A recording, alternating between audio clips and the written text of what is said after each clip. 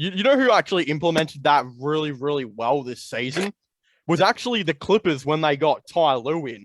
They actually got Zubac and Ibaka to do a lot of screenplays, and most of the time, one of them would be open on the 3-point line and one of them would be driving in. But if it all failed, they ended up running these screenplays, and if it ended up failing, they would give it to Kawhi Leonard, and then they would kind of set into like a triangle offense. And the Clippers kind of did this all year until Kawhi got injured, and they were doing pretty well. I reckon. Oh man, if we had Tyronn Lue, that'd be kind of nice right now. That's You I don't know. you you think so? I don't know. Do you not like Tyronn Lue? I, I won't say I don't like Tyler, Yeah. but I will say I do feel like he's overrated. Really? Even though we won a ring with Tyler, Yeah. I I feel like he's overrated because of who he's had, right? Because Yeah. even if you want to assess the Clippers, right? And I know we've been talking about Cleveland, but even if you want to assess the Clippers, right? Mm-hmm. The team, he still was in positions where he would have players like Rondo and Boogie who would obviously be effective in series, especially Rondo would be really, really effective, especially against when they play Phoenix. Yeah. And Utah and Dallas, right? And it was times where he wasn't playing Rondo because if you look at that first series, right, it really shouldn't went 7 games with Dallas, right? Like, and I really love Luka, but it shouldn't have been 7 games, right? Because when you had Rondo literally trying to say, "Hey, Paul George, we're gonna literally spoon feed you the ball until you get your confidence. I don't care. I don't care who's upset with that. Paul George get the ball, you attack that, right? You need players like that because Rondo is the caliber of player who changed the dynamic. Like not Rondo, like Rubio, right? He's that type of player. He can he's not the best player on the team, but what he does, the small thing that changes games, right? And I feel like Ty Lue, he plays like this 6-man, 7-man lineup, which is not very effective. Which honestly, I think that's one of the reasons why they lost. Yes, they made it to the Western Conference Finals, but I feel like if he would have played players like Luke Kennard more, Rondo that's Luke Kennard Boogie, especially. Yeah, they would have won because they was in situations where they had no offense, right? You had no offense with Dallas, who also outside of Luka had no offense. Like KP was giving them 6 and 4. There's no reason Tim Hardaway Jr. alone and Dorian Finney-Smith should be out shooting y'all. So and y'all it's a different way to kind of look at it. Like I think the Clippers they played man quite a bit. Like once he had that really good game, they started playing him quite a bit. Yeah. So maybe they should have looked to play players like Luke Kennard and that maybe a little bit differently. But talking about those screenplays that we kind of ran, I'm hoping JB kind of organizes this in. I don't mind JB because even though I don't know if he's necessarily a great coach yet, I still think he's really good at developing the younger players. And one thing about getting Lauri Markkanen, which I thought was pretty good, is you can run a lot of screenplays with Lauri Markkanen.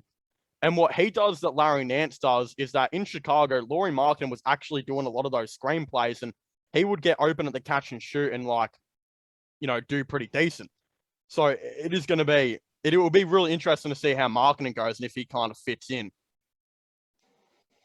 I agree with you 100% because that's just gonna be weird. That's just naturally gonna be a weird lineup because it's like because Chicago tried playing him at the 3. I've seen the games where they tried to play him at the 3 and he wasn't quick enough. Yeah. But at the same time, if you keep Lauri at the 4, it's like he does bring the shooting we needed, right? Yeah. But it's like, will that come on the expense of the time Evan Mobley was supposed to get at the 4, right? Because it's like, that makes me feel like either you don't trust Jared Allen, or you don't trust Evan, right? Because it's like, and I guess you can interchange it. Like you can put Evan at the 4 a couple minutes, see how it works, and him at the 5, see how it works. But I just don't know because Laurie was in a situation where he wanted to leave Chicago because he felt like he wanted more opportunity. Yeah. But can you get more opportunity on the bench? You know, I don't know. like, like, and then Evan Mobley, we drafted him because he was the best available, top 3 power. Then you got Jared Allen. You just gave him $100 million. Yeah. So you're not gonna pay. We know you're not paying him on it. I would hope not. Yeah. So it's like, what's the long term plan for that? The other thing is, what Mobley did all right in summer league too. He did really good at switching to guarding like the small forward. Like he did that quite a couple of times. Yeah. Is there a situation where you could see Mobley running maybe a bit of the small forward? I know I did a breakdown analysis on him, and like you said, a lot of plays he was switching on guards and wings. Mm-hmm. But, and I know he got that KD comparison where we said he's a Swiss Army knife. He can do everything. But I don't know if we want to hit him in his first year and say, hey, like maybe you tried a couple games just to see, where he at.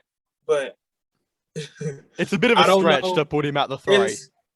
Yeah, that's like you pinning him in the ocean immediately, because you got to think about the players he's gonna have to play at the position. Like the players you would want him to play at that position is the Giannis, the LeBrons, the KDs, Paul George, Kawhi. Like these are mobile wings. These are 6'9", 6'10". Yeah.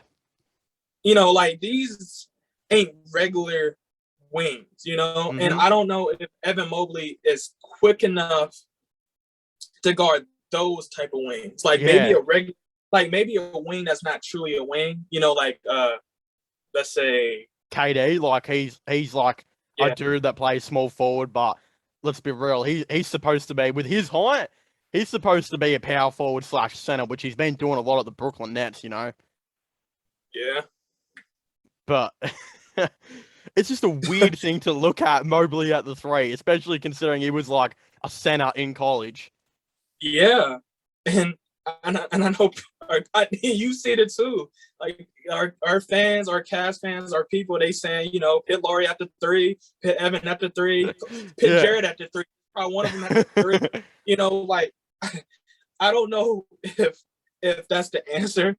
Yeah. And then even if you do that, maybe let's say hypothetically, let's give it to them. Defensively, they are crazy. But when it comes to offense, do you trust them enough offensively to win you a game? Because Cleveland was already in the situation this past season where our offense and our 3-point shooting was terrible. We was one of the worst in the league, right? Our defense was, especially early on, was spectacular. Like we had a top 3 and 10 defense, like going, from start the league to before the trade deadline, before players start getting hurt.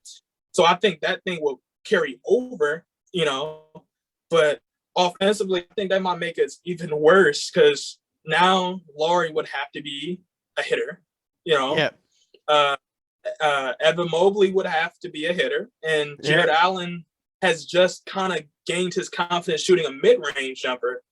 So it's like, do you really want to? Because you got to think this is a new era, right? Like, because if this was like 20 years ago, you could probably get away with that.